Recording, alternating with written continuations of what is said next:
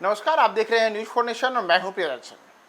बिहार के बांकीपुर विधानसभा क्षेत्र में आज उपचुनाव को लेकर के मतदान हो रहा है और मतदान जैसे जैसे आगे बढ़ रहा है वैसे वैसे मतदान प्रतिशत को लेकर के भी नए किस्म के आंकड़े आ रहे हैं।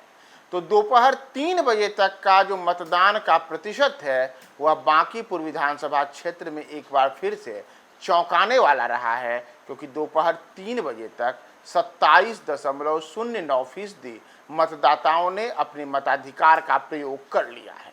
तो दरअसल बिहार में बांकीपुर विधानसभा क्षेत्र ऐसे विधानसभा क्षेत्रों में एक है जहां अमूमन तमाम चुनावों में मतदान प्रतिशत काफी कम रहता है।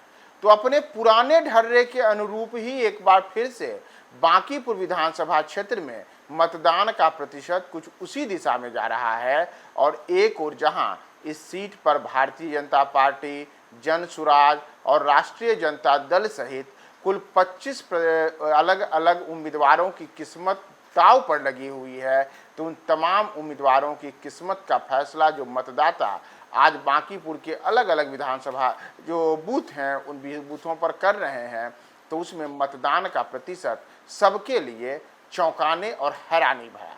दरअसल अगर आप देखेंगे कि सुबह से जो मतदान प्रतिशत है, अगर हम उसकी बात करें तो मतदान प्रतिशत सुबह जब 9 बजे पहले 2 घंटे की वोटिंग हुई थी तो उस समय केवल 4.61% मतदान बांकीपुर में हुआ था। वहीं जब जो शुरुआती 4 घंटे हुए यानी कि सुबह के 11 बजे तक, तो सुबह के 11 बजे तक मतदान जो है 11.50% रहा, जबकि दोपहर के 1 बजे तक 20.01% मतदान हुआ पूरे बांकीपुर विधानसभा क्षेत्र में।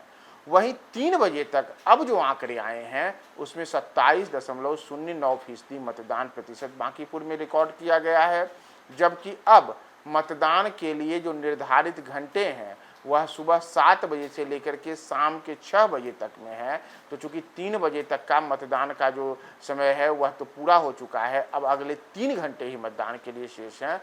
तो ऐसे में यह माना जा रहा है कि एक बार फिर से बांकीपुर में विधानसभा क्षेत्र का जो पूरा का पूरा चुनाव है उस उपचुनाव में मतदान प्रतिशत एक बार फिर करीब 40% के आसपास रह जाए तो बड़ी बात होगी। दरअसल इस सीट पर जैसा मैंने आपको शुरू में ही बताया कि कई दिग्गजों की प्रतिष्ठा दांव पे लगी है।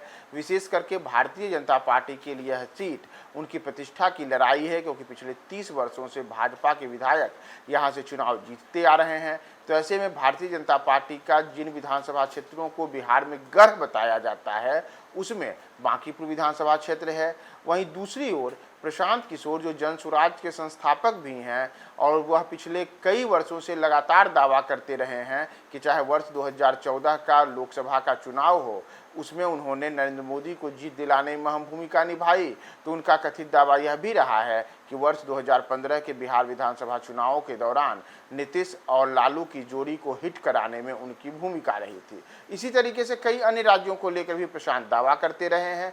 तो इस बार दूसरों को चुनाव जिताने का दावा करने वाले पीके की किस्मत का फैसला भी बांकीपुर में हो रहा है।